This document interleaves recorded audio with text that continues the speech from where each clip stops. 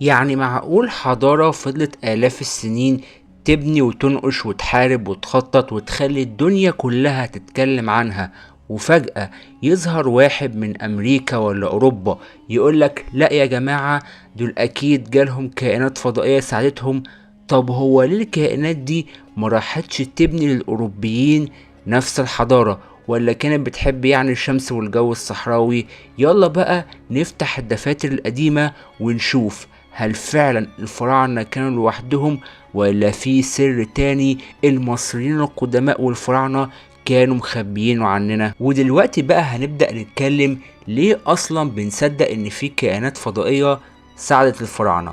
الموضوع مبدأه مش جديد، أول مرة بدأت تطلع فيه نظريات غريبة زي دي كان في القرن العشرين، يعني من حوالي 100 سنة، بعد ما الغرب بدأ يدرس آثار المصريين بعيون غير عيوننا. شافوا الهرم وشافوا النقوش وشافوا التماثيل العملاقة، وقالوا ازاي بشر من 5000 سنة عملوا ده احنا لسه متطورين ومش عارفين نقلدهم. فبدأوا يتخيلوا ان اكيد حد ساعدهم وحد غريب. وايه اغرب من الكائنات الفضائية؟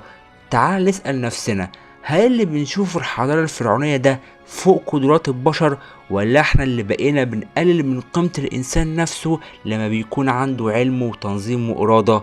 في مصطلح اسمه الاستعلاء الحضاري، هو انك ترفض تصدق ان غيرك ممكن يكون عمل اي حاجة عبقرية من غير مساعدتك او مساعدة حضارتك او مساعدة اشخاص موجودين في دولتك او في المحيط اللي انت موجود فيه. وده اللي حصل بالظبط. بدل ما يصدقوا ويتعلموا من الفراعنة، قالوا لا، اكيد جالهم صحابهم من كوكب تاني ووروهم الطريق. ودلوقتي بقى هنبدأ نتكلم عن الاهرامات. هل ممكن بشر عاديين يبنوها فعلا؟ الهرم الاكبر اللي موجود في الجيزة، اللي معمول من 2 مليون و300 الف حجر، وكل حجر منهم وزنه بيتراوح ما بين 2 ل 15 طن. الناس بتقول هو الهرم ده او المبنى ده ازاي اتبنى؟ بس السؤال الصح، هو احنا فعلا درسنا الهرم ده او المبنى ده ازاي اتبنى؟ علماء الاثار المصريين، وركزوا في كلمة المصريين مش الاجانب، اشتغلوا على الفرديات دي سنين طويلة، وفي مخططات ونقوش بتشرح بالتفصيل تقنيات البناء، زي تقنية اسمها تقنية الرمب او المنحدر اللي كانوا بيرفعوا عليه الاحجار، ونظام البكرات والخشب والزيت. غير كده في برديات زي بردية وادي الجرف اللي تم اكتشافها سنة 2013، واللي بتحكي عن يوميات ميرو اللي كان رئيس عمال مصري، وبيقول فيها انه كان بينقل حجارة لبناء الهرم من منطقة محاجر ترى لغاية منطقة الجيزة عن طريق قنوات المية. يعني الفراعنة سابوا أدلة صريحة على انهم هم اللي بنوا الهرم بايديهم بشغل وتنظيم وعرق وعلم. ففين بقى الفضائيين هنا؟ ودلوقتي بقى هنبدأ نتكلم عن الرموز والنقوش الغريبة. هل فعلا فيها صور كائنات فضائية؟ كتير من الناس لما بيشوفوا نقوش على الجدران في المعابد او المقابر، زي مركبة بتطير او حاجة عاملة زي المصباح او اللمبة، بيبدأوا يتخيلوا ان ده اكيد دليل على تكنولوجيا فضائية. بس الحقيقة ابسط من كده بكتير. اولا، في حاجة اسمها التحليل الرمزي، يعني اللي كانوا بيشوفوه وبيحولوه لرمز، لو شافوه بيكون عبارة عن ظاهرة فلكية معينة بيرسموها بشكل تعبيري مش واقعي. ومثال شهير جدا هو النقش اللي موجود في معبد أبيدوس، اللي بيظهر كأن فيه طيارة ومركبة فضائية، بس بعد دراسات عميقة جدا اتضح ان دي نتيجة ترميم مزدوج حصل في عهدين مختلفين، ونقوش طاغت فوق نقوش، فطلع الشكل النهائي غريب بالنسبة لينا. يعني ولا طيارات ولا مراكب فضاء، كل اللي حصل ان الحجر اتعاد النقش عليه بعد اكتر من جيل، فحصل تداخل فشكله بقى عجيب. وده معروف في علم الآثار ومشهور جدا. ودلوقتي بقى هنبدأ نتكلم عن التكنولوجيا الفرعونية. هل كانت خارقة فعلا؟ أكيد الفراعنة كانوا متقدمين جدا في مجالات كتير زي الطب والفلك والهندسة والتحنيط والعمارة والنحت وغيرها، لكن ده معناه انهم كان عندهم تكنولوجيا سابقة عصرهم بأكتر من 5000 سنة؟ اللي حصل ان هم اتعلموا وجربوا وفشلوا ونجحوا وطوروا. ومثال بسيط جدا على كل ده التحنيط. هو علم متطور بس مش مستحيل ان هو يقوم على فهم تحليل جسم الانسان والبيئة والتجربة مستمرة. كمان عندنا ادوات نحت حجرية لقيناها في مواقع اثرية بتأكد ان هم كانوا بيشتغلوا بوسائل بشرية مش اسلحة ليزر جاية من كوكب تاني. يعني علمهم كان متطور بالنسبة لعصرهم لكن مش فوق طاقة البشر او حاجة مستحيلة. ودلوقتي بقى نسأل سؤال منطقي جدا، هو ليه نظريات المؤامرة منتشرة اكتر من العلم؟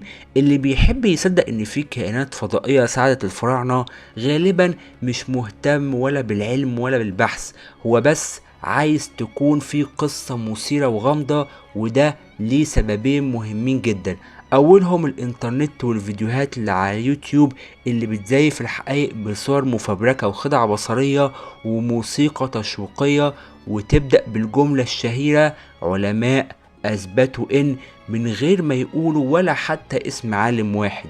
تاني سبب معانا هو افلام هوليوود زي فيلم ستار جيت اللي خلى الحضارة الفرعونية نتيجة تداخل كائنات فضائية، والناس صدقت لان الفيلم كان معمول كسيناريو وحوار وقصة عشان يعجب فئة كبيرة جدا من المشاهدين، بس مفيش ولا وثيقة تاريخية حقيقية ولا نقش ولا بردية واحدة فيها كائن فضائي بيبني او بيعلم او حتى بيتكلم مع كاهن مصري. ودلوقتي برضو نسأل سؤال منطقي تاني، هو ليه الغرب عايز ينسب حضارتنا كلها لكائنات فضائية؟ يعني ليه مصمم ان هو يرجع كل حاجة عظيمة عملها المصريين القدماء وينسبها في الاخر ان في كائنات فضائية هي اللي عملت الحضارة دي؟ ده سؤال مهم جدا. لو صدقنا ان الفراعنة ما كانوش هم اللي بنوا حضارتهم وان اللي عملتها كائنات فضائية، يبقى كده الغرب ارتاح. كده خلاص المصري القديم ولا هو عبقري ولا اي حاجة، ده كان مجرد متفرج. وكده الغرب يقدر يقول احنا اللي عندنا التكنولوجيا الحقيقية دلوقتي لان الكائنات اللي زارتهم زمان بتزورنا احنا دلوقتي. يعني دي محاولة لسحب القوة والهبة من حضارة عمرها آلاف السنين. ولو سألت أي مؤرخ غربي حقيقي ومحترم هيقولك الحضارة المصرية القديمة كانت إنجاز بشري عظيم جدا وما فيهوش أي خيال علمي، بس فيه عظمة حقيقية. يعني بعد كل ده، بعد ما عرفنا ان الفراعنة سابوا برديات ونقوش حياتهم على الجدران وشرحوا تقنياتهم بدقة، ولسه برضو في ناس بتقول انهم كانوا محتاجين كائنات فضائية. طب ما يمكن الكائنات الفضائية هما اللي اتعلموا من الفراعنة مش العكس؟ ولا احنا هنفضل نصدق الخيال ونكذب التاريخ؟ بص يا صديقي، لو عجبتك الرحلة دي واستفدت او حتى اختلفت معايا، يبقى لازم تدوس لايك عشان تقول ليوتيوب انا مهتم، وتشترك في القناة وتفعل زر الجرس عشان كل حلقة جاية هنفتح ملف اعمق واغرب واخطر.